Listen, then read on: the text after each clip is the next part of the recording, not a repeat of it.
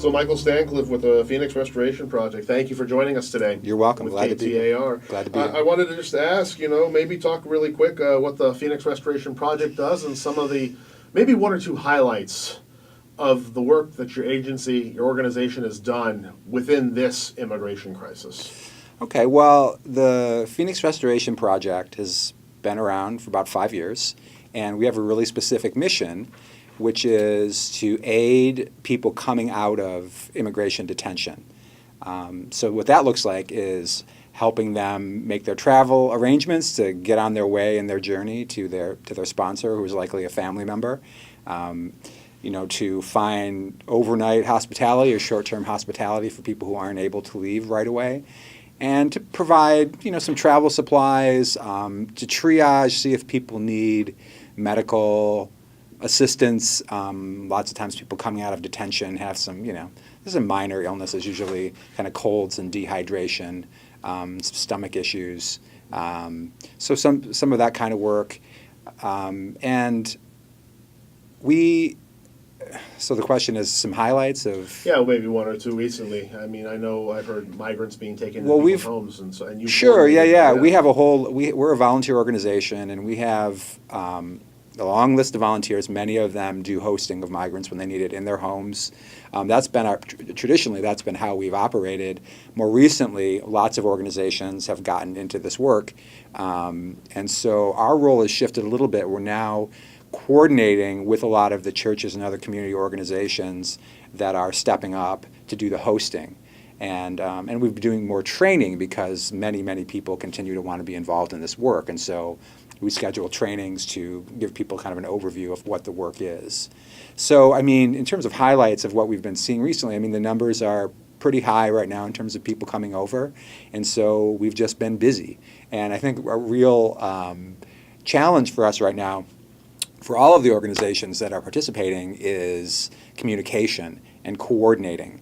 So it's never clear exactly who ICE is going to call for a drop, and so we're usually, and then maybe sometimes that even after they've contacted somebody, the plan changes, and so there's a lot of coordination that needs to happen. So text, email, phone, there's all sorts of communication flying all over the place. Let's talk about ICE real quick. And I know your organization and probably others, correct me if I'm wrong, have asked ICE, please give us more notice, right, that they're going to be released, the migrants will be released. Right. I've heard from indirectly from ICE and directly from local government agencies and those kinds of stakeholders that, ICE gets a batch.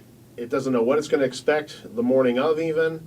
They figure out who can be released after they've gone through the system as far as they can go, these migrants, and then they're just dropped off, released, maybe a couple of hours notice, maybe a little more or less than that. Mm-hmm. What's your thought on that? Do you see that perspective, or do you not buy it?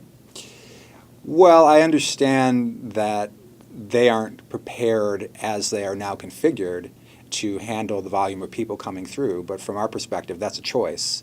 Most of these people coming through right now from Central America are asylum seekers, and another way to handle this would be to allocate the resources to receive them humanely, these families and individuals. So the story of sort of what we hear from ICE and Border Patrol and Homeland Security is that their systems are overwhelmed, that they aren't set up to do this.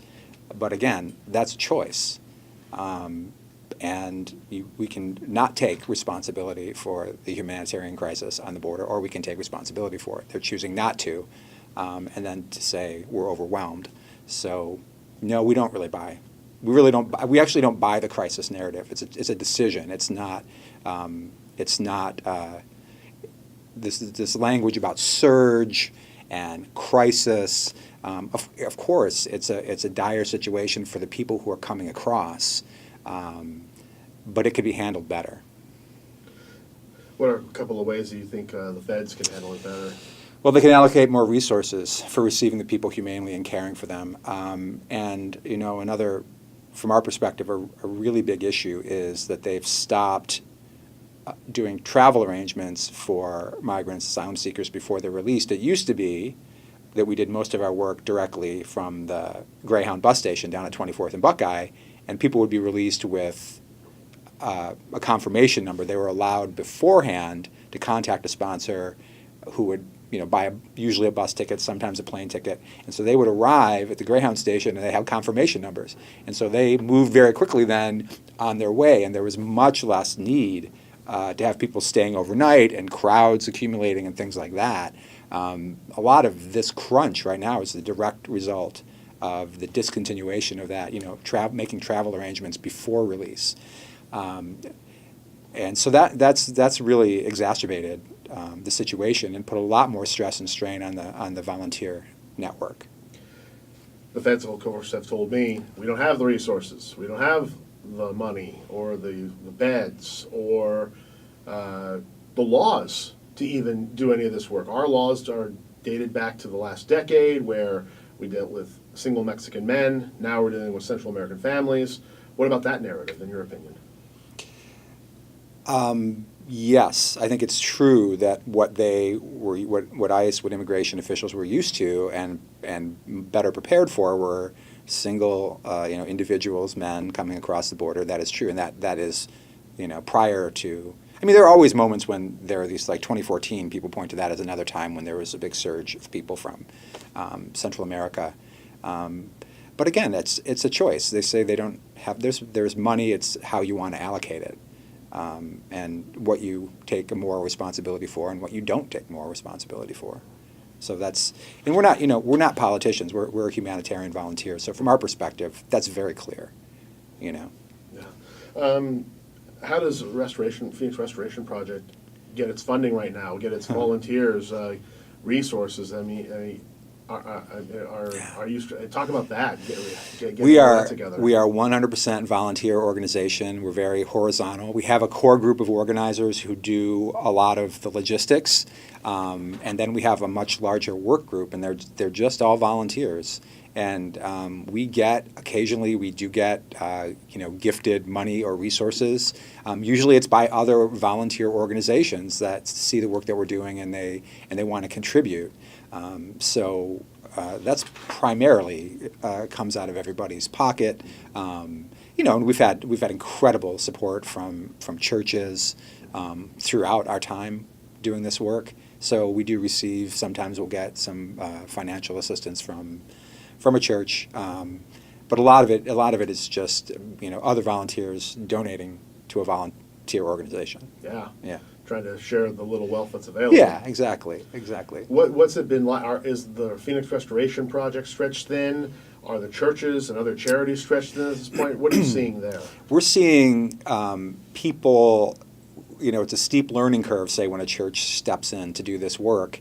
And what we see is people sort of like a shock at the beginning, and then getting used to how it works, and then settling into a much smoother process. But I think it is true that sometimes individuals and organizations have felt taxed, and have felt the need to take a week off, or we need to regroup a little bit. But the truth is, for every individual or organization that's stepping back, there's an individual or organization stepping forward. And we know that because we're doing the trainings with the organizations and with the individuals. So it is tiring. It can be exhausting. I'm tired on any given day, but then it's energizing as well, because it's clearly important work to be good work to be doing, and we're excited by the number of people that are continue to step up on the number of organizations. You have a few hundred working with you from the different groups. And how many volunteers does we have roughly 100 volunteers in the Restoration Project, and then I've lost count of how many churches are now involved. It's quite a few. Is it maybe 20 churches? And kind of more all the time. We had a training on Sunday, and there were representatives from 5 churches there who were there to get information about the work so that they could take it back to their church boards and pastors and congregations to talk to them and give them a preview of what it would mean to really engage in this work. Yeah, so talk about what it would take to engage, and talk about what your trainings entail. Okay. Well, the Phoenix Restoration Project doesn't have any space. We don't have a place, and so it's wonderful that churches and other organizations are stepping up. You need a place to receive asylum seekers and other migrants, and And again, the most important thing is starting to make those travel arrangements. So we have what we call phone support, people who are lending cell phones so that the people who are released can make contacts and have their family and friends, buy them bus tickets, plane tickets, arrange to come pick them up depending on where they're headed. So that's sort of the primary thing. A hot meal. They've been eating ramen noodles and cold water for however many days they've been in detention. Triaging. They're, like, again, I said, there are minor illnesses and a lot of dehydration, a lot of kind of funky stomachs from poor diet. And so we work with the Phoenix Alliance for Community Health and other medical partners who do some of that work. And letting people relax and rest and feel safe. We feel one of the most important services we provide and the churches provide is just a community of welcome. Their time in the United States has not been good, and so to immediately try to, remind them that there are people here who are glad that they're here, glad that they're released, and to welcome them. And then depending on travel arrangements, we need to find hosts. Some churches have the capacity to host overnight. They can take, we try to get everybody to be really clear about what they can and can't do. That's part of our training, is to remind people we are volunteers, so at any given day or any given week, we can only do so much. So how many people can you take overnight, and how many days can you keep people if there's a need? So churches have been good about that. And then when there are more than a church can handle, that's when our volunteer network comes in handy, and we can make contacts and people take guests into their home. And let's talk about that aspect of the training. What do you tell the volunteers who take the guests, the migrants, into their homes? What do they have to know? What do they have to say? What do they have to do? Well, they have to know that they are taking people who have been through a traumatic situation, and so they should proceed in that way, and that they want to make the people feel at home and let them know it's fine for them to be off on their own. Sometimes the families just want to be together and be left alone.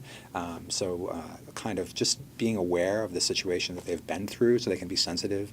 They're to provide food. Obviously, everybody as desperately wants to shower and clean themselves. So to provide that, and then responsibility for making sure that their travel arrangements go smoothly. So we don't release people. Usually when someone goes to a home, it's already known that they're leaving the next day or 2 days later on a bus. And so then it's the responsibility of the host to make sure they're there in advance of their departure time so that they can get on their way. What if the host wanted to keep them a week or two? Well, the host doesn't get to decide. We always say that what we're here to do is to provide options. And something our founder, Cindy Whitmore, who passed away a couple years ago, said is, don't get it twisted. These are the most resilient people you've ever met. They'll make it on their way without you. They've made it this far. They will make it the rest of the way. We're just trying to smooth the passage. So everything up for us with people released from detention is about giving them options, but letting them make the decisions. They've had their power taken away from them by the immigration system, so we're trying to just give them that agency back. So, it's never, you're going to go to this home. It's, do you want to go to this home? And if they say, no, I want to stay at the church, then that's what they do. And at the bus station, if we say, look, you're going to be here for 24 hours, you can go spend the night at a volunteer's house. Sometimes people don't want to do that. They want to stay at the station because they don't want to miss that bus. And they know, at least if I'm here, I can make that connection. So it's all about giving choices to our guests. And is there are there language barriers at times? We have many of our volunteers are Spanish speakers or have enough Spanish to do the work, to offer food, to let them know about travel plans, to be welcoming. So, and it's amazing sometimes, even in spite of language differences, that how much is communicated just through kindness. Yeah.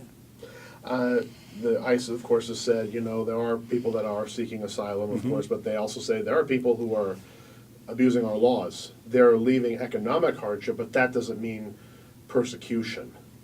Do you see any of those types of migrants who come through the Restoration Project network? Who are seeking asylum, but you might have an idea they don't qualify for it. Well, we make it our business not to ask questions about their, if they want to talk about their situations in their home country, we're happy to talk. But we don't, again, most of these people have been through trauma in their country of origin and en route to the United States, and we're not qualified to really help them process those things. And so we try not to get into conversations unless we're engaged by our guests. So we don't really have a whole lot of that information. We've never, we don't, it is our, since October, what we've been seeing a lot of is families, and the stories that we hear about people trying to bring their children away from dangerous situations in Central America. That's really what we hear. Mm-hmm. So You're taking them at their word at this point. Yeah. I mean, Yeah. I guess that's basically the organization's only option, really. yeah, and we don't, the sort of distinction between an economic migrant and somebody seeking asylum, we help all migrants who are coming across. Migration is a fact of human existence and human history. It always has been. These are people with indigenous ancestors. They're traveling on their continent of origin. And so we don't, we believe that people have the right to move and the right to go from one country to another. So we don't distinguish ourselves in the work that we do. You said earlier, the Fed should reallocate their resources and make some accommodations for these migrants and so forth. Will that also include legal changes to the standards for asylum or for entry into the country in general? Again, we're not really a policy organization, so we try not to weigh in as all that often on policy matters. We do believe that the idea of militarizing the border is a mistake. We believe that migrants make our country stronger. We believe that the country is safer, that the migrants themselves are safer, and that the whole community that receives them here in the States is safer when we have a humane system for receiving people. And we don't, we don't buy into the criminal migrant narrative. There's just not a lot of evidence. There are individual cases that people point to, but there's the research actually indicates that criminal activity of migrants is significantly lower than it is of native-born people in the United States. People who come here want to do right. They want to do well. They want to follow the laws. They understand that that's going to help them have a more stable long-term situation here, as if they're law-abiding. So that's always our experience. Yeah. And of course, others will say, there's always the slip through the cracks. There's always the one or two that will do harm. Is there a balance in your organization's eyes between border security and border welcomeness, so to speak? Trying to find that middle ground that's the fairest to the most people. Again, and we don't really spend a lot of time mucking around in policy issues. We think that because we think people should be allowed to come through the ports of entry, because as we know, when the ports of entry are blocked and militarized, people come through the desert, which is very hazardous, and we know that hundreds of people die every year coming across the desert. So that's one of our partner organizations, No More Deaths, No Más Muertes, is specifically engaged in that work of trying to aid people who are coming across in the desert. So with those partners, we would if we were going to make a statement, it would be to urge more receptivity in the ports of entry and stop the necessity of people coming that dangerous route through the wilderness. Does your organization support more up-to-date ports of entry, for example, so that migrants can enter legally and perhaps more safely? Yes, absolutely. Yeah. We went to San Luis, the port of entry, and 6 lanes, and the cars were backed up, and that was at a decent time of day. Right. Oh yeah, the waits are just incredible. I usually, when I'm going across, it's usually in Nogales, and it can be the same way. Mm-hmm. Yeah. And apparently, I've been told it's easier in Nogales than San Luis for whatever reason. Probably, yeah, it may well be. But still, it's because commerce is impacted there. Right. And so I think we took care of that one. Okay. I know you're trying to stay away from political issues and policy, but do do you find your organization being dragged by external forces into the political realm? Because you had a response to McSally the other day. Yeah, sometimes we just can't help ourselves. So Senator McSally, I mean, the conversation in part was about Trump's desire to close the border, and so Arizona legislators have been talking about how that'll impact trade. But from our perspective, Senator McSally's, she called together a number of community organizations, and she said that her desire was just to get everybody together to talk. She said, you all need to communicate, and the fact is, of course, we are very well networked, and we are, try very hard to be as networked and coordinated. We've had lots of sit-downs with all sorts of organizations. That meeting, from all reports of everybody we know who was there, didn't have any substance at all. And it was an opportunity for her to make her position vis-a-vis President Trump's policy suggestions clear to her constituents. And then just to reinforce the kind of crisis narrative and to repeat ICE talking points. We're very, very appalled by the suggestion that the reason they're not giving us more information about people being released is because they're concerned about those people's privacy. That's absurd. ICE is not concerned about the privacy of these people. That's absurd. Why do you say that? ICE is, if they're not concerned about people's basic health and human rights, why would we believe that they're concerned about privacy? They dump them on the side of the road when they have to, right? That doesn't seem consistent with the notion that they're concerned about anybody's privacy or safety or security. Do you think that ICE is doing it just to attract the least amount of attention possible for the drop-offs and so forth? I believe that there was a time when ICE was trying to draw less attention to the drops. I think now the part of what's happening, and this is our strong belief, though it would be difficult to prove it, is that they are intentionally creating chaos because it fits into, it justifies their request for greater resources.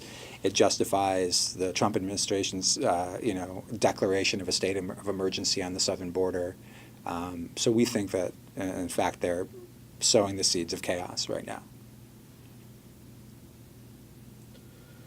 Let me take a look at the remainder of my notes. I think we're almost done, but Okay. Let's see. There have been some groups that have called for, I don't know if your group has called for this, shelters funded by the government, whether it's federal or state or even municipal. Mm-hmm. Does your organization call for that?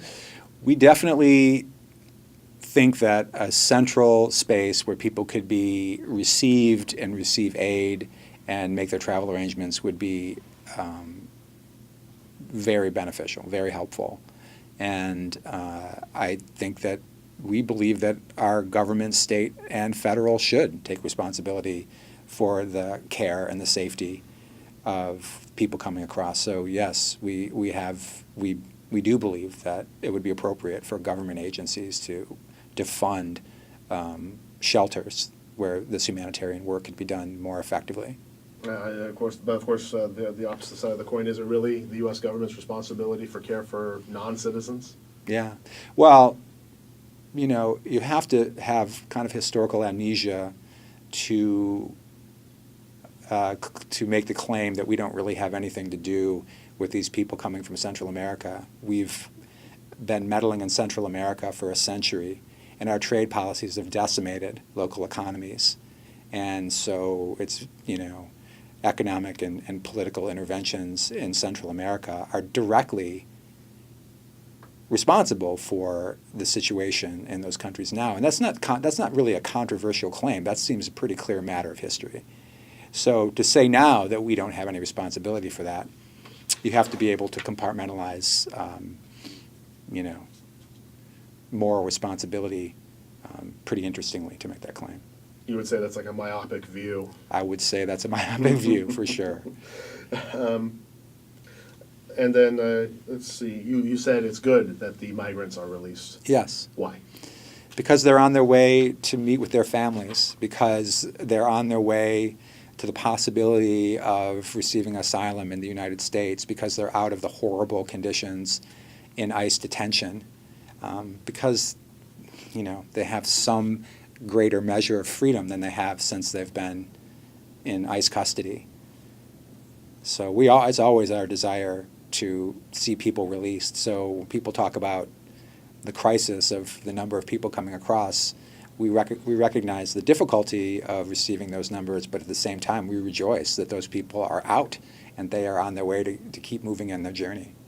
Do you hope that they stick to the system, show up in an immigration court, and follow their instructions? Yeah, that's when we meet with people, we tell them, that if we talk to them about those issues, we say, so this is your court date, make sure to go at that time. And I think, I think it's the case that people generally do that.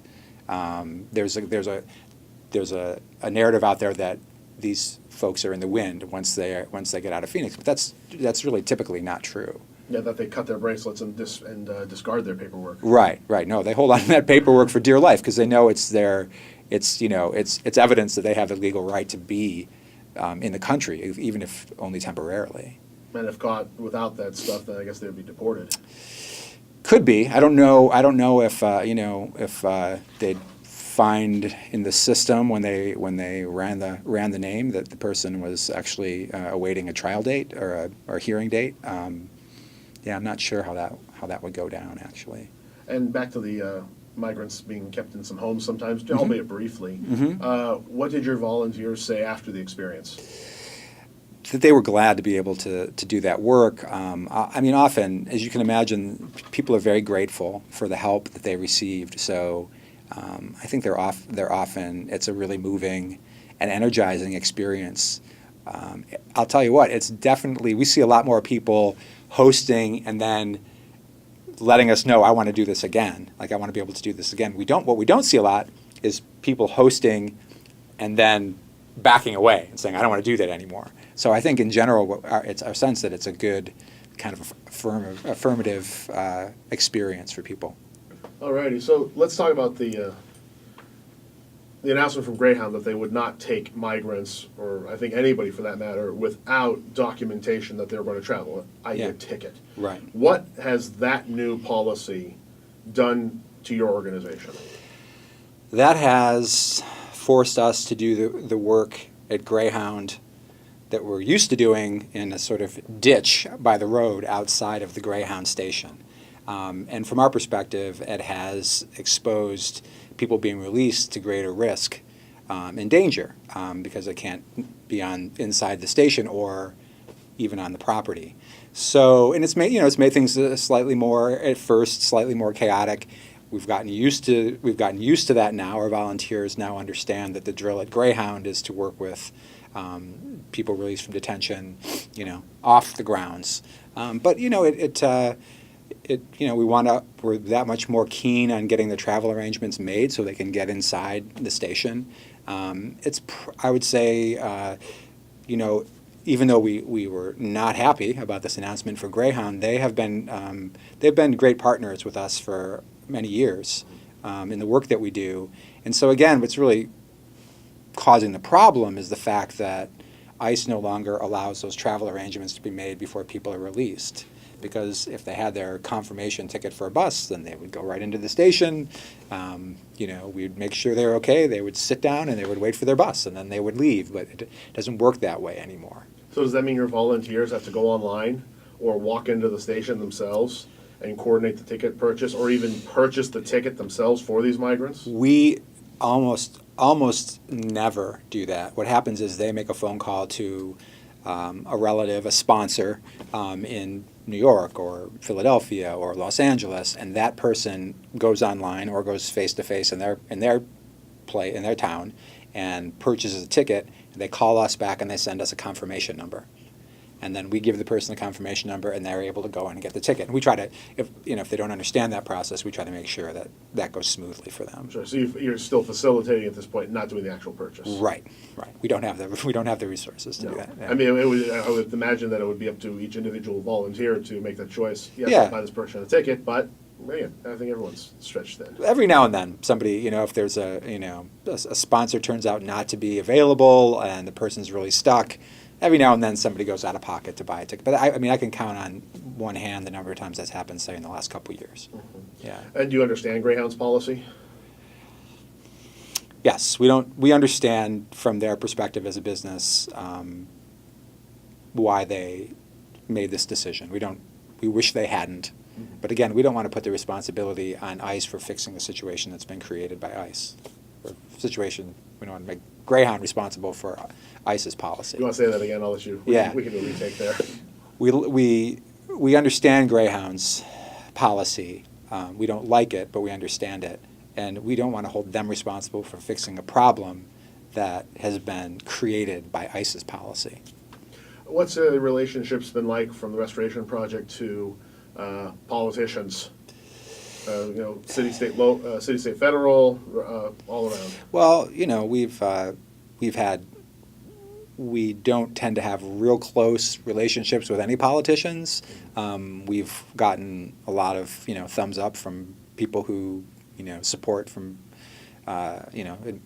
politicians who support the work that we do. Not really direct aid or lobbying for us or anything. Just sort of messages of support. Really, we're not really a political organization. Yeah. So the support, like the thumbs up or the emoji you would see with the thumbs up, is that coming from like Phoenix City Council, or is that? Sure, yeah, or some legislators who are supportive of the work that we do.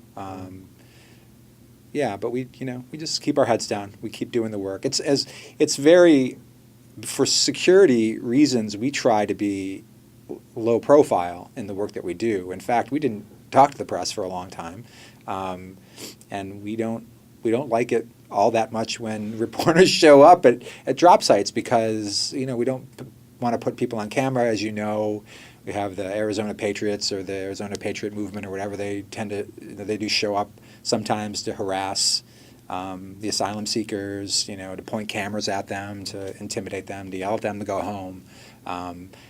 Some volunteers have gotten some threats, and we're not too concerned about that, but we'd like to minimize. We want to minimize the visibility of what happens for the security and the privacy of people coming into this country. I'll ask you a personal question. Have you personally been threatened?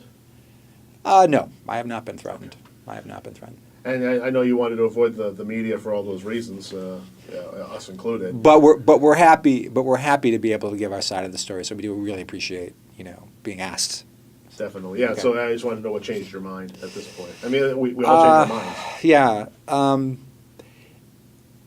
The media is on this story now in a way that they haven't been. So we feel, in some ways, it's past the point where we can have any real control over who knows and who doesn't know about, people coming through.